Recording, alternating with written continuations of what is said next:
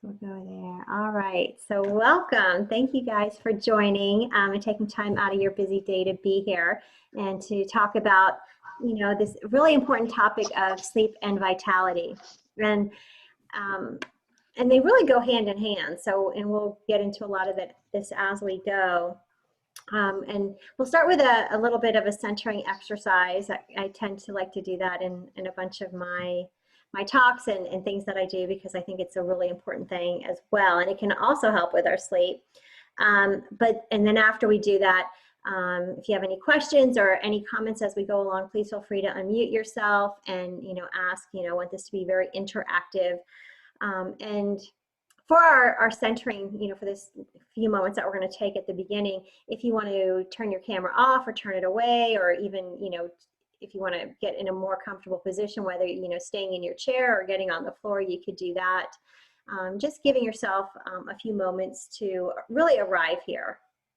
So if you're choosing to stay in your seat, making sure that your feet are on the ground, pressing your feet down into the earth and sitting up nice and tall, so that you can find some length in the spine. And if you choose to lie down, same thing, nice long spine.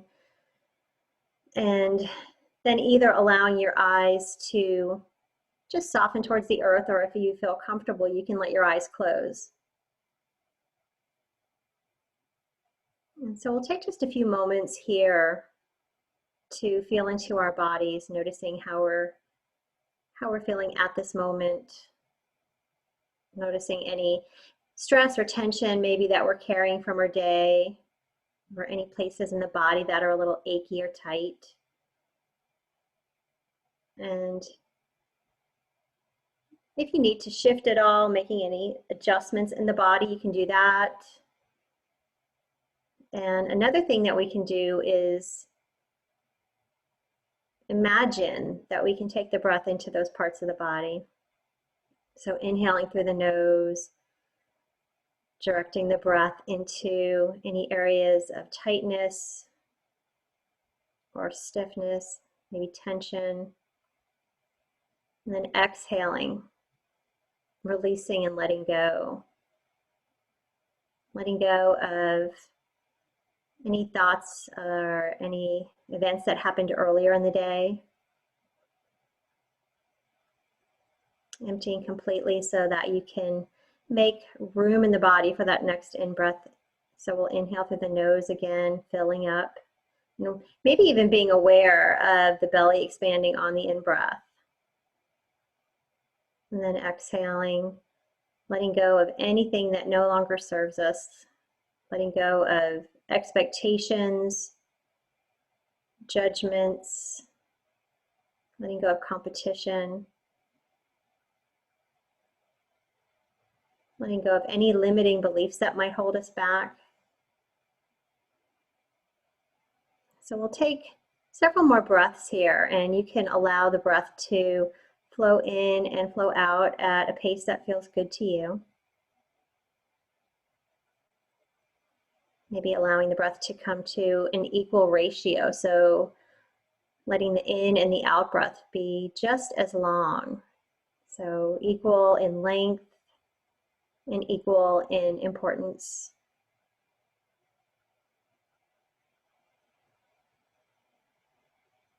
Noticing as we focus on the breath, if maybe we feel a little more softness in the body, maybe a relaxation in the shoulders, softening that place between the eyebrows, relaxing the jaw and the throat.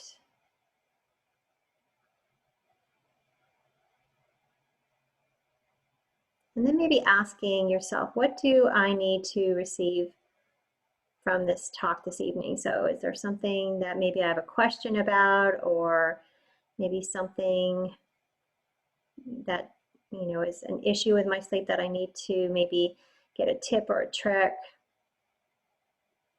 Or just having the conversation.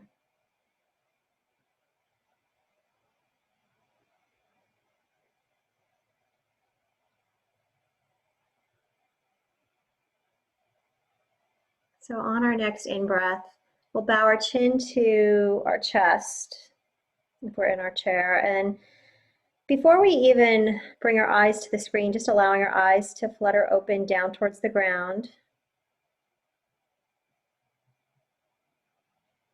So allowing our eyes to adjust to the light in the room once again.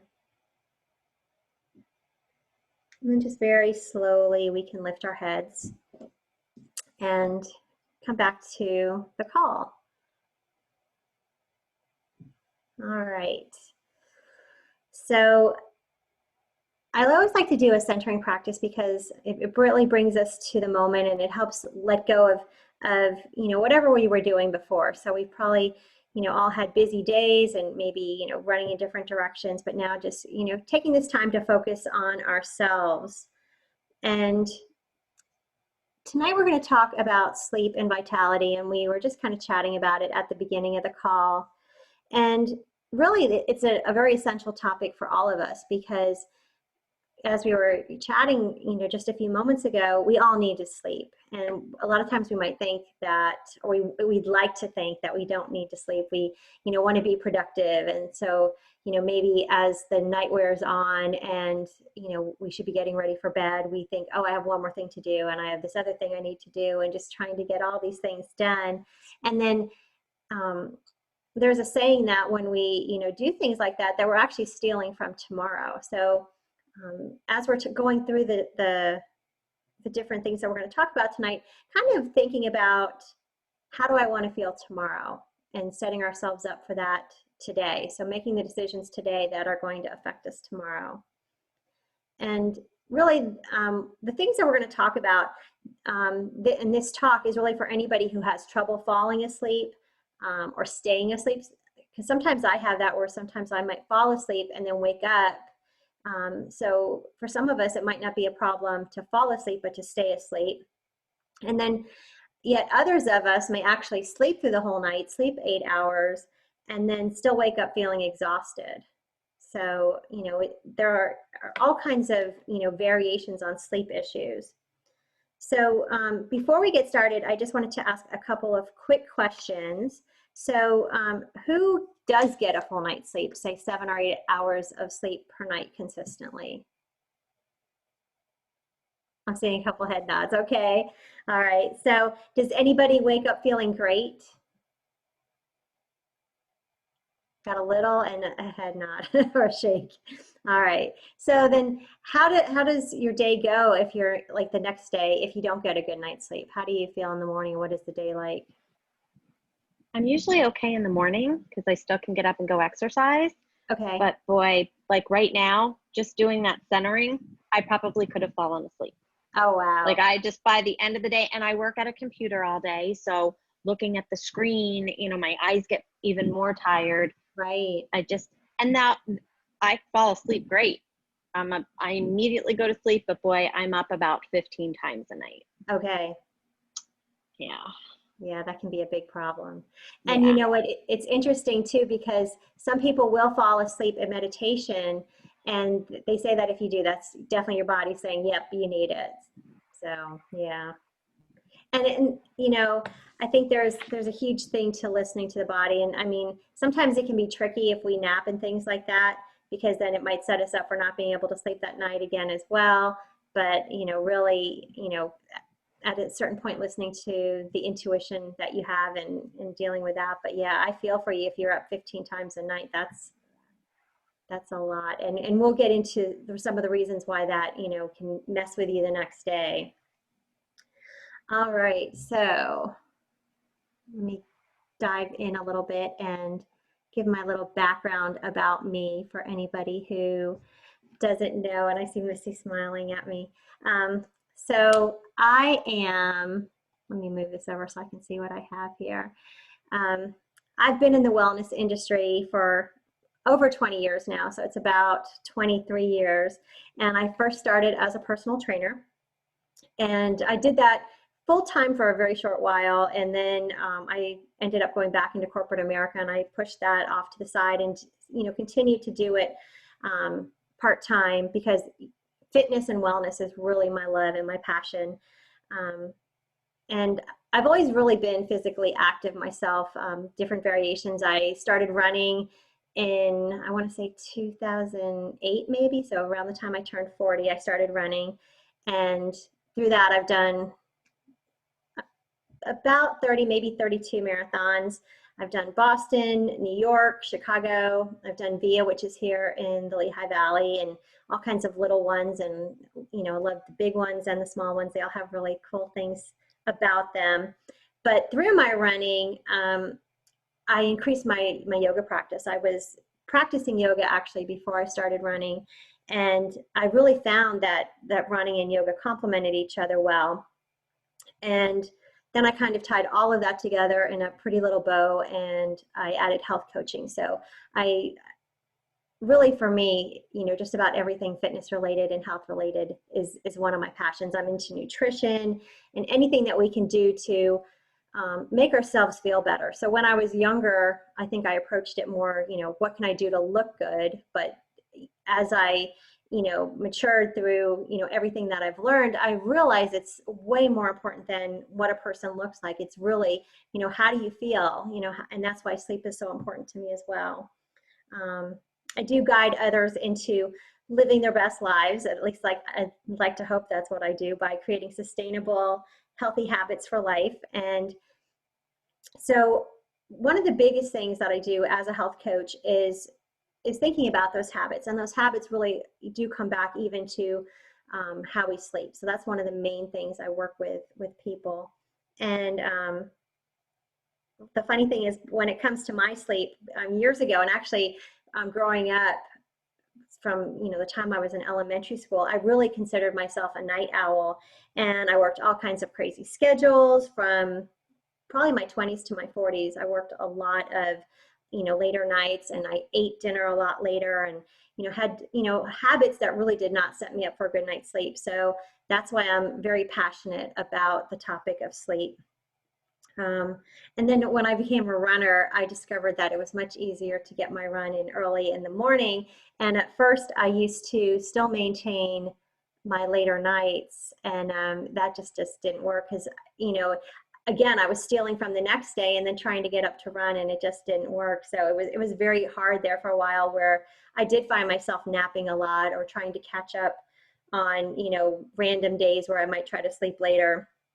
But I really had to, you know, examine, you know, and do my own little experiments with sleep and see what worked for me. And of course, what works for me may or may not work for you. But I, you know, had to make changes over time. So I'm a big fan of making small, sustainable changes, as opposed to trying to change everything overnight. So if you're currently going to bed, say at midnight, and I've you know, worked with people who were going to bed at midnight or 1 o'clock in the morning consistently, and over time, by making adjustments of maybe going to bed 15 minutes earlier, you know, and doing that for, you know, a week or so, and then adding, you know, coming back, subtracting another 15 minutes, backing that time up.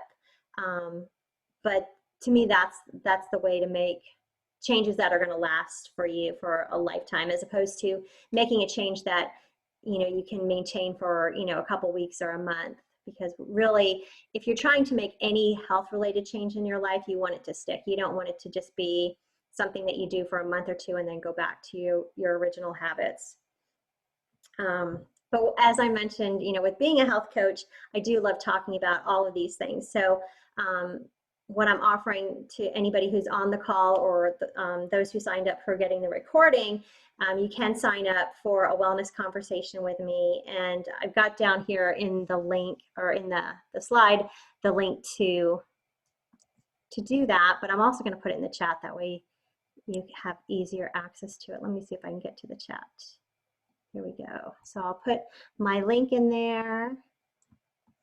And then that way, if you have a question about sleep or something else that you want to talk about that, you know, maybe go a little more in depth than what we're going to do on the call, you can do that. So definitely feel free to take advantage of a time to talk. So I really love talking to people about things that can help improve their health. So that's my little spiel about me. And there's my Cosmo dog. And actually, sometimes he messes with my sleep. So but that's another story. So now moving on. So first, before we get into ways that we can improve our sleep, we're going to look at what is sleep deprivation. In general, it's caused by a consistent lack of sleep. And the general consensus is that if we're getting less than 7 hours of sleep on a regular basis, we're not getting enough sleep. Ideally, we want to hope to get between 8 and 9 hours of sleep a night, which I know for a lot of us is a stretch. And, you know, our body needs sleep. As we were saying before, it's very essential. I mean, we can't not sleep. If we don't sleep, it's like not getting air or food. So we need to get our sleep. And it's because during, you know, our sleep, that's when our body heals itself and restores its chemical balance. So we want to make sure that we're allowing our bodies to do the healing that we need while we're sleeping. And without enough sleep, our brain and our body systems won't function normally. And we all know it can dramatically lower the quality of our lives if we're not getting enough sleep. All right, so some of the main things that happen when we're not getting enough sleep, and I have a handy dandy little guy here and he's on 2 different screens, but it can lead to irritability, which, you know, that could be moodiness, and that can negatively impact our relationships. But not only our relationships with, say, our significant others or our families, but also our relationships in our jobs. So it can affect our careers, and just, you know, interactions with our coworkers. It can lead to daytime fatigue, which again means we could be less productive. So whether it's less productive on our job or, you know, things that we're trying to do in our lives, and with it being impactful towards our jobs, it could actually affect our paycheck. So if you think about it, your job performance and your reviews and things like that, so whether or not you get a raise, whether or not you get a promotion, these things can be impacted by whether or not we're sleeping well enough. And, you know, that might sound very extreme, but if you're constantly fatigued, you're not going to perform at your best. And aside from that, really, there have been so many accidents, automobile accidents, attributed to whether it's falling asleep driving or just being very sleepy. And when we think about accidents, we tend to think about those car accidents, but it's not just you know, automobiles. It's bumping into things, it's tripping, it's you know, scraping our knees, it's doing all kinds of things because we're not moving with the coordination that we would have if we had gotten our sleep. One of the big things, and you know, in the last 6 months, this is huge, and this is one of the main reasons we really, really want to get our sleep right now, is it decreases our immunity. So when we're not getting enough sleep, we're more resistant, or we're less resistant to illness and disease, and it takes longer to recover as well. So in a time where we're all really thinking about immunity, this is, you know, the easiest thing that we can do, and I say that in quotes, easiest, because for some of us it's not so easy to get our sleep, but one of the freest things, how about that, the cheapest things we can do is to focus on getting our sleep and getting our rest. And then not sleeping is also a risk factor for weight gain. And there are a few reasons there for weight gain. So for when we're not getting our sleep, when you wake up the next day, just by a show of hands, does anybody ever feel hungrier on the day that they didn't sleep, like the day after they didn't sleep well?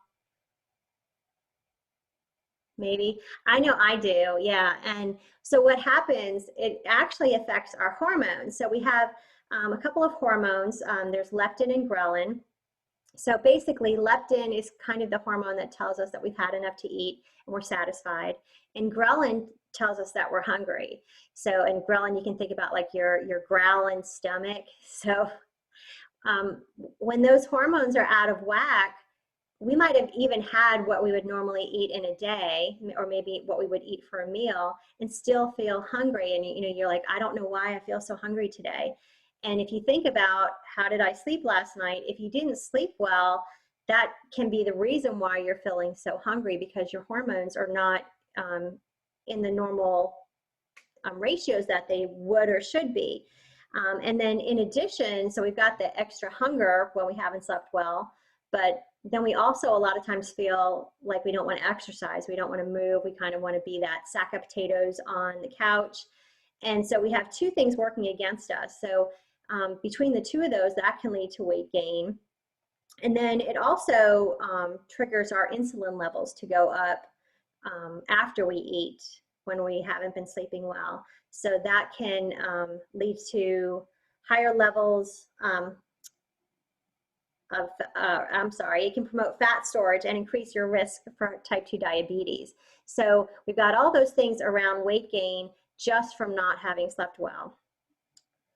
And it also leads to brain fog and poor decision making. So if you ever find yourself, reaching for, the mouse of your computer or your phone and you're like online shopping, or you're, and again, coming back to impulse eating, it's so easy to grab a bag of something, or grab, if there are cookies on the counter, just reaching for, whatever it is, and, or maybe comfort food, and finish the bag of chips or the bag of cookies before you know that they're even gone. You get to the, to the very bottom and you didn't even really taste them.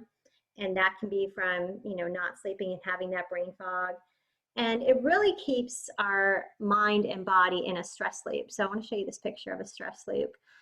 So a stress loop kind of starts where, and it can start in a couple different ways looking at this. So say your body is hurting, your back is hurting, you're feeling a little achy. So that tells your brain and your body that something must be wrong.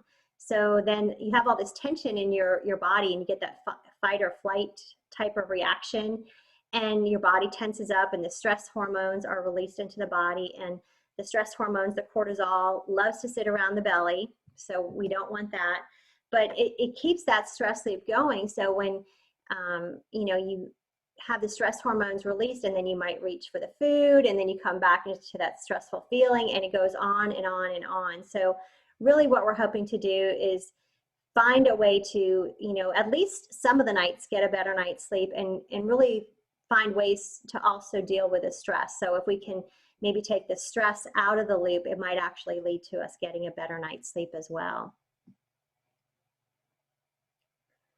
Oh, and on this chart, I like to show too, for quality sleep. At the very bottom, and I didn't mention poor balance. So poor balance, as a yoga instructor, we do a lot of balance. So we want to have balance. And then, one thing I will say on balance too, as we age, we actually lose balance. So we want to make sure that we don't kind of add to that, because when we have poor balance, we can, increase those accidents that we have. In fact, my mother-in-law had an incident where she fell backwards. She was reaching for something and she fell backwards and ended up in the emergency room. So we have to be really careful, because little things that we take for granted, such as balance, can, lead to such bigger issues. So we want to make sure that we can, stay upright when we want to be upright. And then at the bottom, it just kind of sums it all up with early aging. So I don't know about you, but I'm trying to age the best that I can. So sleep is, thumbs up for aging well. So we want to, do what we can, control the things that we can control. There are so many things going on in this world right now that we have absolutely no control over, but trying to control the things that we have a possibility of controlling, and sleep is one of them. All right. So we talked about the costs of not getting enough sleep. And just really quickly, I guess we'll go back. Do we feel like we have any of those things happening, any of those things showing up? Like accidents, or, maybe an urge to eat more, or, just bumping things, or brain fog. Are you talking, Missy? Oh, there you are. Sorry, yeah. My husband's in the room too, so we're having a conversation about what the screens are saying. But oh, okay. I feel like I have like the brain freeze, losing my track of thoughts when I don't sleep well. One thing I did want to ask you though, Lisa, is the 7 hours of sleep. What if, does it have to be uninterrupted sleep, like consecutive hours? What if I get like 2 and then 2 and then 3 or something like that? Does that make a difference? Well, it really depends, and that's what we were kind of going to get into next. So that was a great question, is because of the stages of sleep. Because if we find that we're never getting into deep sleep, if we're waking ourselves up so that we don't get into the deep sleep, then it can really impact us because you know, our bodies need that deep sleep for healing. So it just depends. For some of us, we can get into like that REM around 45 minutes in, and then get into the deep sleep. But I do have a trick though too. If you're not getting enough deep sleep, we can talk about that too. So is that how you're sleeping, like 2 hours in 2 hour chunks? Sometimes it depends. I would say the older I'm getting, the worse my sleep habits are getting. When my kids were little, if no one woke me, I could sleep 12 hours if they would leave me alone, because like I had to get it while I could. Right. But now it's different. It's a whole different thing. So for example, last night after our talk last night, I was super busy physically doing stuff around the house. I think I told you. And I was really exhausted. I took a shower, went to bed kind of early, like 10 o'clock. But at 1 o'clock, I was wide awake all of a sudden. And I was hot, you know, like getting warm, and just couldn't like turn my mind off. And I came out and I watched TV for an hour and I fell asleep on the sofa. And I actually was out cold and slept through my alarm. Normally my alarm starts, I have 2 alarms, so I don't oversleep. And they started going off at 6. And my husband came out at 7 and like shook me gently and said, "Hey, it's 7 o'clock. Is everything okay?" So like I got at least 7 hours of sleep last night, but it was interrupted in the middle. Okay. That happens more frequently as the days go by, as I get older. And that's really interesting to me too. And I'll show you the dosha clock in a little bit, and that kind of breaks down the way Ayurveda looks at time. And so really the time between 10 and 2 is a really precious time for sleep, but it's also a time when it can be interrupted, and we'll look at that in a moment. But yeah, the goal is to have it be uninterrupted. I mean, I know sometimes we have no control over that, or it's harder to do, but we can work towards that. But yeah, when it's interrupted, that could be why even if you got 7 hours of sleep, you might wake up feeling, very exhausted, or, a little foggy in the morning. Yeah, that brain fog. And have had a headache, like a dull headache all day. Oh, okay. Even with Motrin, it's like, oh my gosh. And I know when I feel it, I know it's like, oh, I didn't sleep well last night. Yeah, that makes sense. So to your question, in the first stage of sleep, your eyes are closed, and it's kind of almost like what we were doing in the centering. So your eyes are closed, but you might be easy to wake up. So that phase of sleep lasts 5 or 10 minutes. So when you're first falling into that phase of sleep, if there's a light sound, you'll probably wake up. Stage 2, you're still in a light sleep. The heart rate starts to slow and your body temperature drops a little bit. And then that's when your body's getting ready for sleep. The deepest stages of sleep are stage 3 and stage 4. So stage 4 is the deepest, and we'll look at that a little bit here. Shoot, where did I lose that? I guess I didn't put it on a slide. So in stage 3, that's when you enter deep sleep. And like I said, stage 4 is the deepest. And during deep sleep, which is really, really important, your breathing slows down, your heart rate, your body temperature, and brain waves reach their lowest levels. And your muscles are really relaxed during this time. And you'd be really difficult to rouse. So when you were saying about with your kids and stuff like that, so, that might be the time when there could be a really loud noise and maybe you wouldn't even, be stirred by it. And stage 4 is also known as the healing stage. So this is the stage that's really super crucial for us. This is when tissue growth and repair takes place.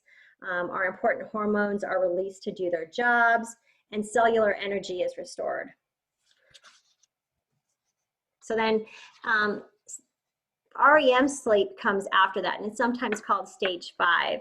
And your first REM cycle of the night begins about 90 minutes after you fall asleep. So that's why if you fall asleep and then wake up maybe in that could also cause some of that headachy stuff. and of course, we all know your eyes move around a lot during that time, and your breathing and your heart rate actually rise to near waking levels during REM sleep. And your arms and legs become temporarily paralyzed during this time. And that's so, like if you're dreaming something that you couldn't actually act it out, although maybe, you might knock your partner in the side or something. Who knows what could happen during that phase. But REM sleep is really, really important as well. Now, as far as how much deep sleep do we need? So healthy adults normally get about 13 to 23% of their sleep in the deep sleep. Now, I have, a really cool running watch, and I used to sleep with it on. I now like sleep with it on the counter, on my nightstand. I tend to not like to have anything electronic on me while I'm sleeping. But so your watch may or may not give you kind of an estimate of what it thinks your deep sleep is. So the goal is 13 to 23% deep sleep. So if you're sleeping 8 hours, that's roughly 62 to 110 minutes. And, during that time, that's when our memories are consolidated. We process learning and emotions, or our brains process that. Our blood sugar levels and metabolism balance out, so that's big stuff. Our immune system is energized, so we were talking about immunity. Our brain actually detoxifies. And without deep sleep, those functions can't take place, and the symptoms of sleep deprivation that we talked about before kick in. So on the other hand, there really isn't such a thing as too much deep sleep. So, there are some people who probably, have been accused of getting too much sleep, but as far as deep sleep, we really can't get too much. So I wanted to show you before we jump in any further. So this right here is a dosha clock, and this is from Ayurveda. So this is one of the things that I do use in my coaching. It's yoga and Ayurveda are actually sister, well, Ayurveda is the sister science to yoga, and they both came up thousands of years ago side by side, and they complement each other, and they actually overlap in a lot of different ways. And Ayurveda is really a holistic way of caring for ourselves. So it's kind of a way that once we have certain tools and when we have a little bit of understanding, we can actually use these tools to almost be our own healers. And when I say almost, I mean really, once you start paying attention to the signs of your body and listening to what your body's telling you, you have a lot more control over the outcome. And so it's a way of paying attention, doing small experiments, and then looking at your body as a whole. So in the West, we tend to look at, oh, I have a headache, so I'm going to take an aspirin or a Motrin for it, but kind of looking at, well, why do I have the headache? So what caused the headache really truly? Like, what is the underlying thing, or what's the thing that I did maybe that caused me to not sleep, so it caused me to have the headache? So you can kind of backtrack and reverse engineer it to set yourself up for better sleep, and to maybe not need to take any type of pharmaceutical or anything like that. And Ayurveda is such a huge topic, and I did a call recently on Ayurveda, and even in that hour, we just scratched the surface. So we're going to talk just a tiny bit about it right here, so we can see how it relates to sleep. So this right here is a dosha clock. So the three words right here, the big words, are actually considered doshas, and a dosha means energy. So there's kapha, pitta, and vata. And they exist, there are these three energies that exist in every single human. They exist in nature, they exist in times of the day, they exist in times of the year. So for instance, like pitta is fire and water, so it's a really fiery type of energy. And so we're just now coming out of summer, which is the season of pitta, and we're coming into with fall, we're coming into the vata time of year. So if you think about in fall, things are really windy, and there's air, and just people have dry skin and different things like that. So that's how the doshas exist kind of in the seasons. But then within the time of day, between 10 a.m. and 2 p.m. is Pitta time. And then between 10 p.m. and 2 a.m. is Pitta time again. So that overnight period where you mentioned that you were kind of awake and having difficulty sleeping, that's the Pitta time. So one of the biggest ways that I recommend to people to first look at, you know, how you want to feel tomorrow and getting the good night's sleep tonight is by first having an early dinner. So we ideally want to try and have our dinner before down here at the sunset time. So between Vata and Kapha, so about 6 p.m.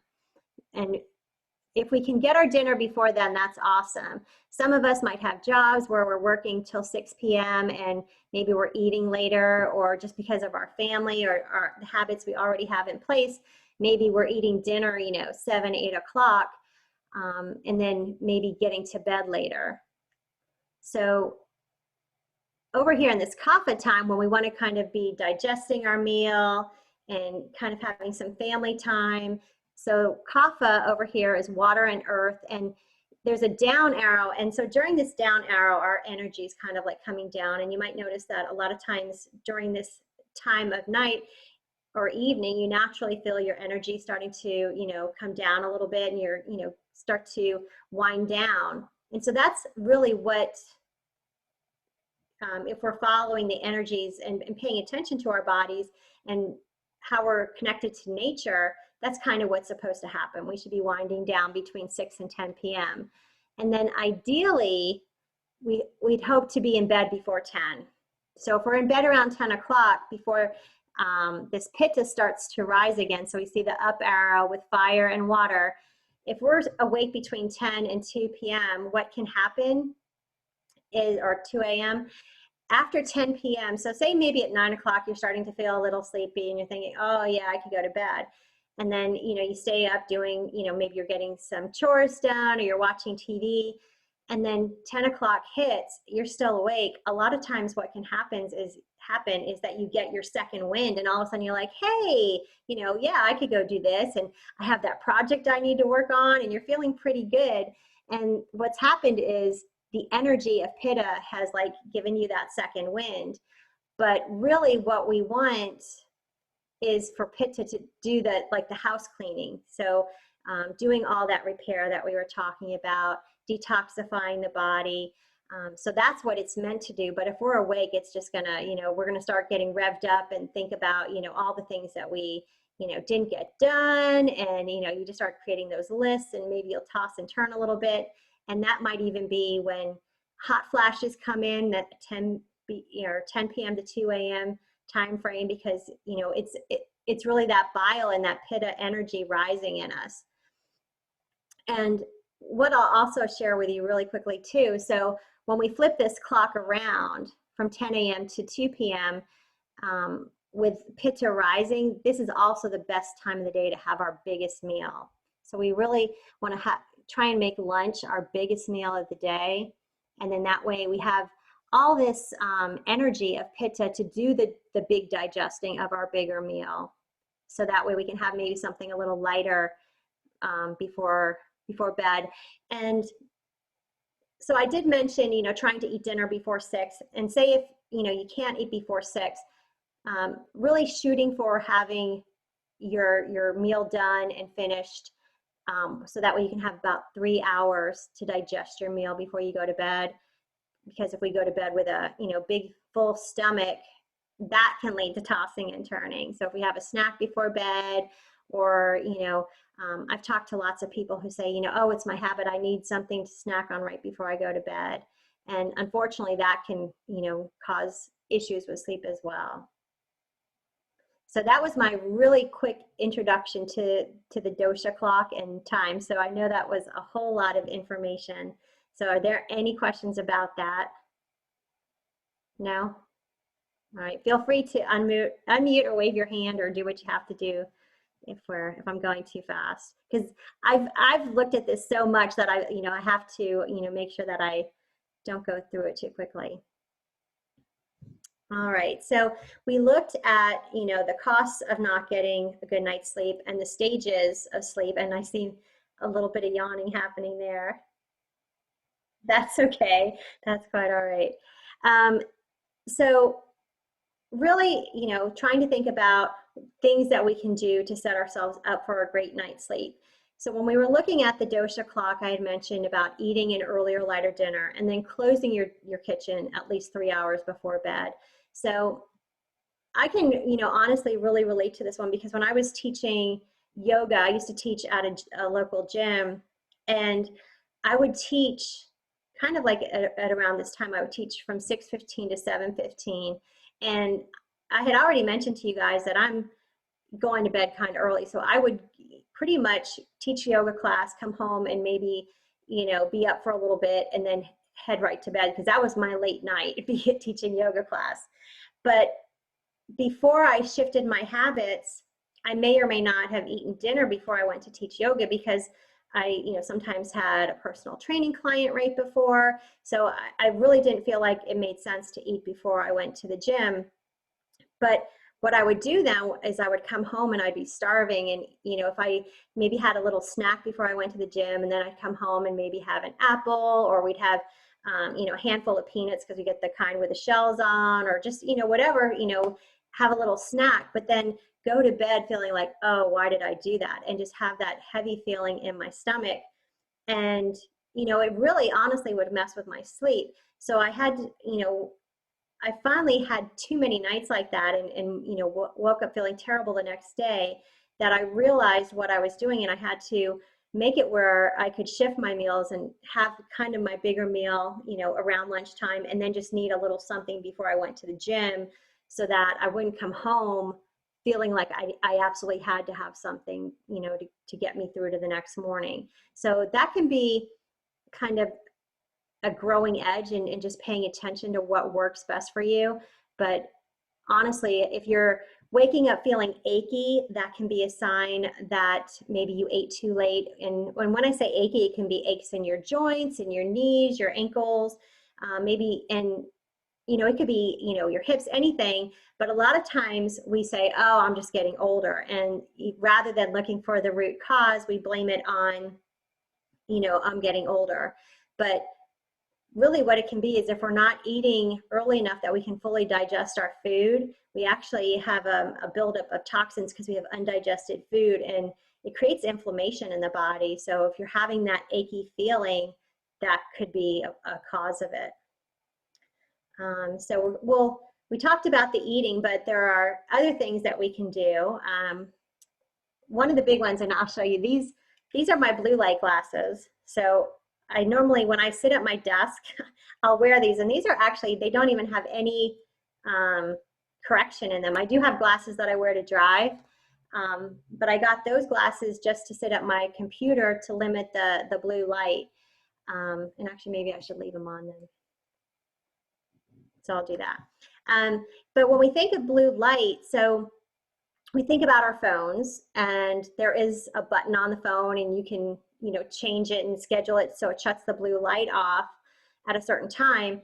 But actually, like all day long, when you're sitting staring at your computer, you're getting the blue light, which can mess with your circadian rhythm.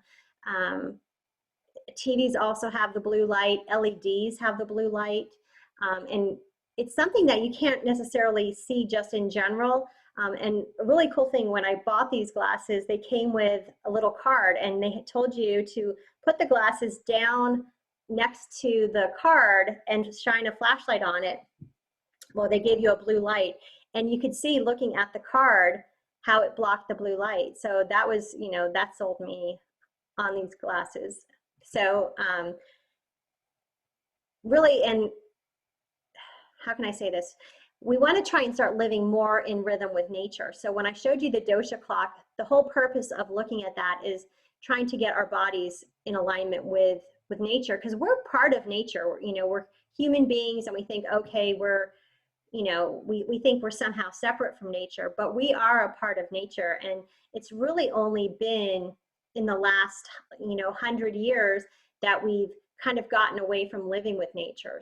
So if you think about maybe your ancestors, maybe they lived on a farm, or maybe however they lived and made their living.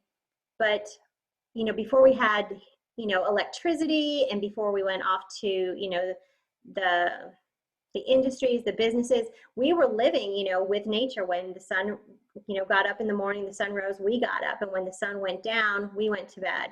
So we've really, you know, shifted our habits, and in a lot of ways we're fighting nature. And the blue light actually is, you know, one of those things too. It's kind of telling our brains that, you know, it doesn't know when is morning, when is night, and it's you know, causing a lot of health issues. So that can be one of the reasons why we might be having issues getting a good night's sleep. Then the next one is skipping that Netflix binge. So I love this one. And whether it's Netflix or, you know, your other, you know, any other streaming or television show that is out there, but especially with Netflix now, and, you know, the others are the same too. It used to be where they'd give you a second to like hit and start the next episode, but they all go right now into that next episode. So you're like, oh, I want to see what happens next. And in reality, that next episode is going to be there tomorrow. And Netflix even has been known to say that their biggest competitor is sleep. So they know that sleep is you know, their biggest competition. So another thing, and I don't have my phone in here, a good tip too is to set an alarm for the time that you want to be getting ready for bed. So a lot of times we think about just setting our alarm to get up in the morning, but if we set an alarm so we know, say that it takes, oh, it looks like I froze. Can you guys still hear me? I can still hear you. Oh, Okay. You came back. You're back. Okay, good. All right, awesome, thank you.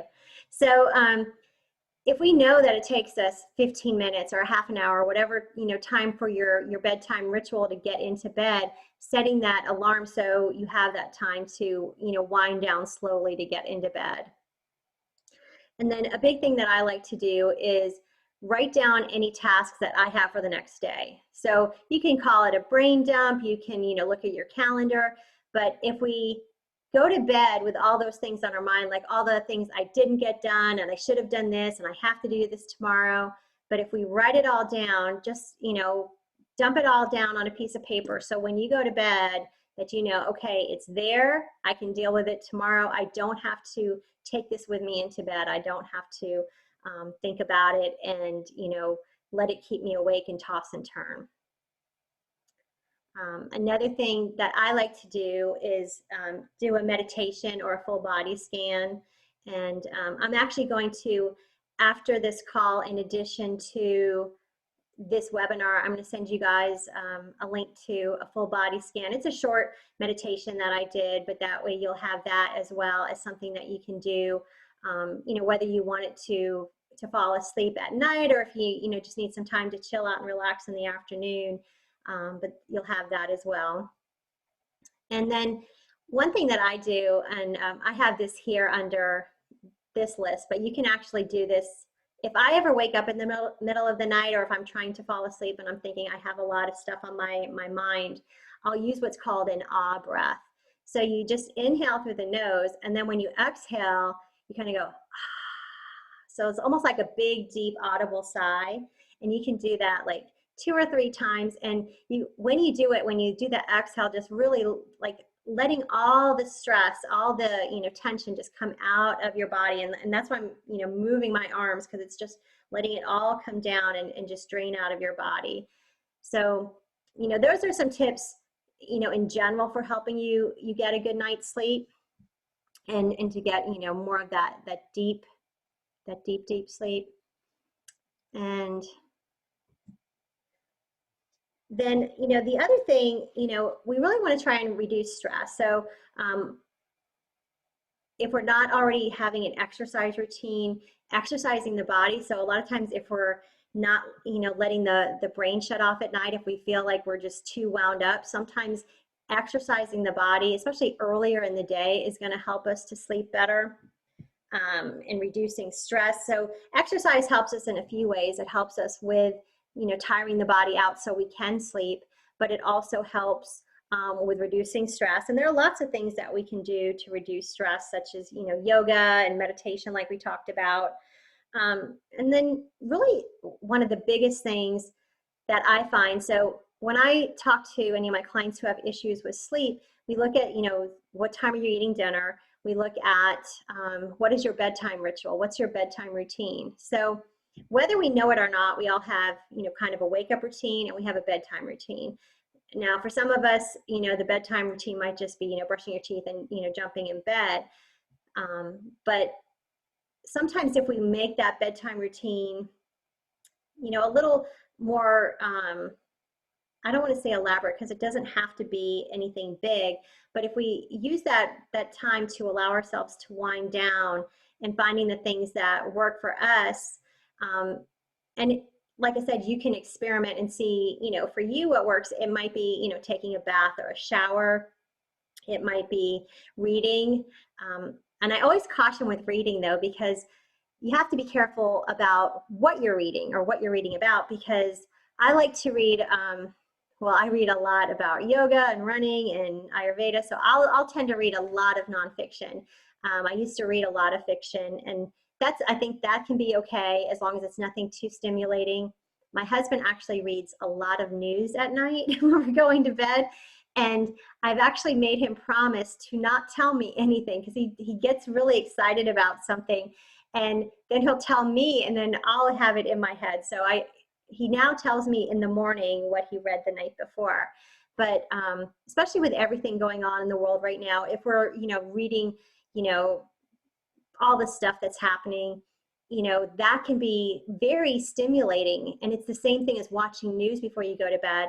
So maybe thinking about reading the news or watching the news earlier in the day where you have time to process it and let it go, set it down and put it aside, rather than doing it right before bed when it can hype you up.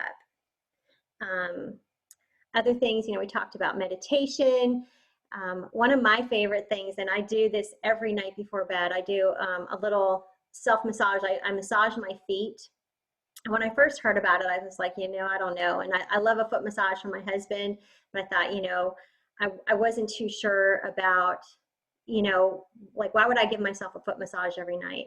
But it's actually a very grounding thing to do. You can actually massage your entire body if you want. So before bed, if you want to give yourself a self-massage, you would start at the head. And it feels really good to massage the scalp. And there are actually some marma points in our scalp that can be, activated, and it helps us to calm down by getting into those parts.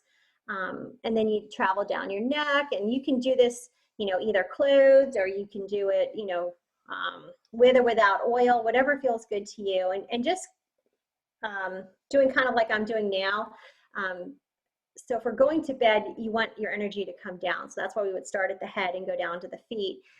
Or you could just go to your feet and massage the bottoms of your feet and all around the sides and your toes, because we've all heard about reflexology points. So there are different parts on the body that are kind of mapped out on the bottoms of the feet. And when we massage our feet, we're stimulating and releasing those as well. So it's a nice way to give ourselves a little bit of self-love and have that sense of grounding before we go to bed. And if you wanted to add oils, you could do like sesame oil, or coconut oil is a really good one. You can actually even use olive oil. What I recommend if you're going to use an oil is to use something that's organic and let's think about it, organic and unrefined. And that's because when we put oils on our skin, or when we put anything on our skin, so thinking, lotions and all different kinds of things, our bodies actually absorb them. So we take that in and digest that just like we digest food. So being really cautious about the things we put on our skin. But that foot massage at bedtime can be an awesome way to help wind down and get ourselves, and even tell ourselves that it's time to go to bed. So having a bedtime routine or a bedtime ritual, and it can be, any of these things that are pictured here. You could journal or do a gratitude practice. I have a gratitude journal, and it just has 3 spots for every day, and you just write, 3 things that you're grateful for each day. And you could just write one thing or do free journaling. And it's also a good way to get some of those things, off your mind, and, tell yourself it's time to go to sleep. You might do a little bit of restorative or gentle yoga before bed. So here's a picture of child's pose, and I'm going to show you my favorite pose here. This is legs up the wall. So this is a great pose for, relieving, varicose veins. It calms your nerves. This is great if you've been on your feet all day. So if you're, have done a lot of standing or walking or running. And all you really do is just like this picture shows, you get your butt right next to the wall and you put your legs up, and you could either have your legs straight like they have them pictured here, or you could bend your knees. It's really nice if you put a yoga block or a pillow underneath your hips, and that actually increases the inversion for your body as well. So when we're upside down like that, we're reversing the flow of blood. We're letting the lymph come to our lymph nodes, so it's draining the way it's supposed to, because we don't have a pump for our lymph. So there's so many awesome things that this can do, and it also relieves headaches. But when I used to work in corporate America, I was working from home, and there were a lot of times that I'd have to be on conference calls, and back then they weren't so much as Zoom calls. And if I knew I didn't have to talk and it was just a call where I was kind of listening passively, I kind of had to be there just to be there, you might catch me in legs up the wall on that call.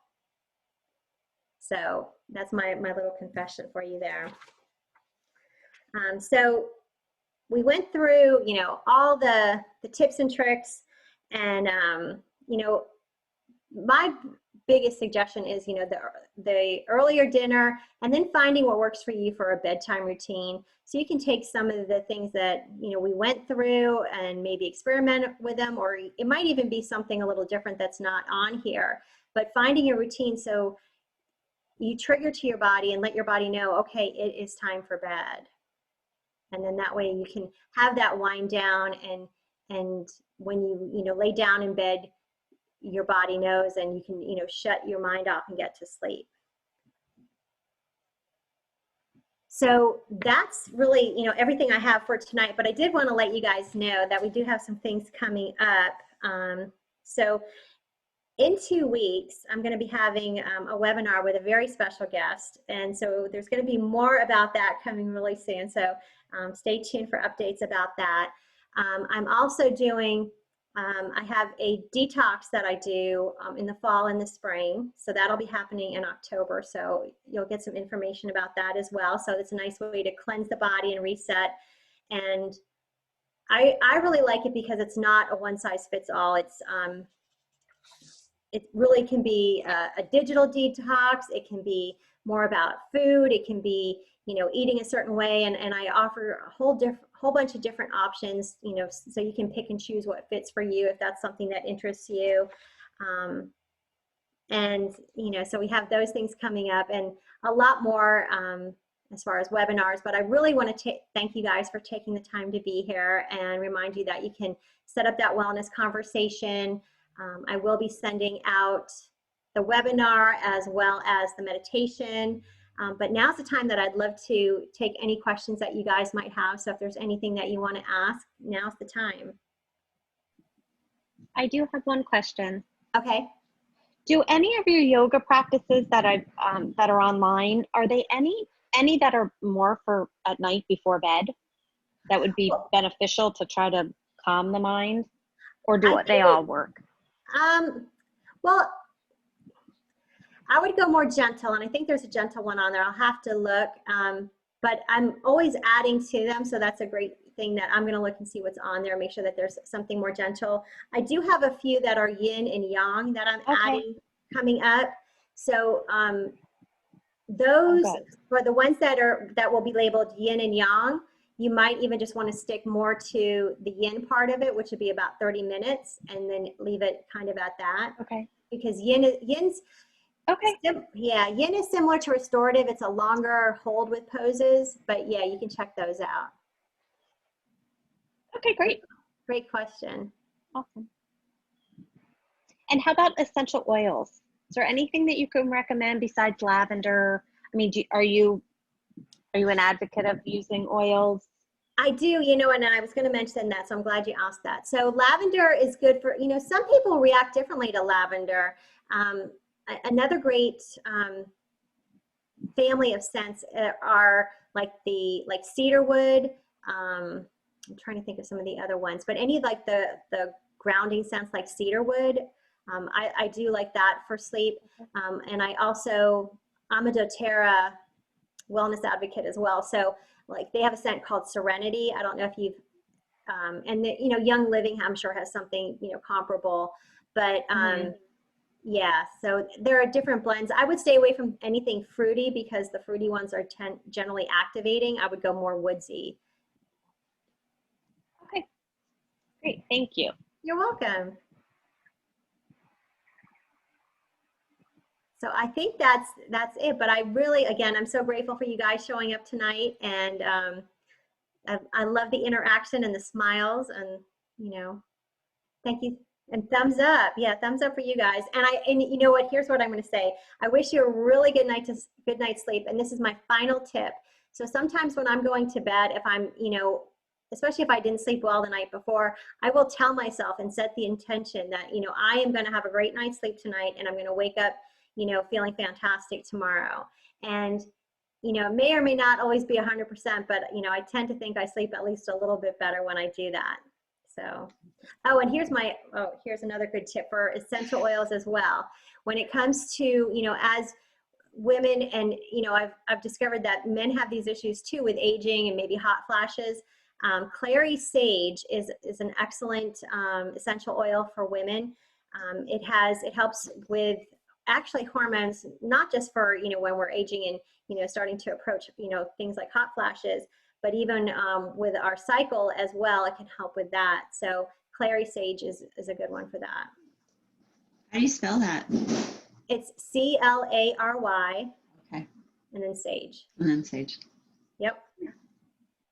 Awesome. All right, guys. It has been great. Thank you so much. Thank you. I'll text you tomorrow and let you know how I slept. All right, yeah, please do. Yes, absolutely. Thank you, Lisa. Thank you. Thanks for being here. Good class. Bye. Bye.